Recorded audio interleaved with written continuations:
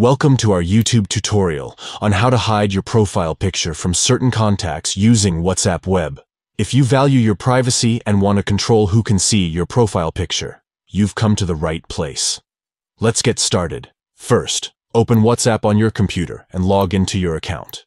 Next, click on the three dots icon located at the top left corner of the screen. From the drop-down menu, click on Settings. Now, click on Privacy. Look for the option called Profile Photo and click on it. Under the Who Can See When I'm Online section, check the circle next to My Contacts Accept. A list of your contacts will appear. Check the box next to the desired contacts whom you want to hide your profile picture from. Finally, click on the checkmark icon to save your changes. And there you have it. You've successfully learned how to hide your profile picture from certain contacts using WhatsApp Web. Now you can have better control over your privacy. If you found this tutorial helpful, don't forget to give it a thumbs up and subscribe to our channel for more useful WhatsApp tips and tricks. Thanks for watching.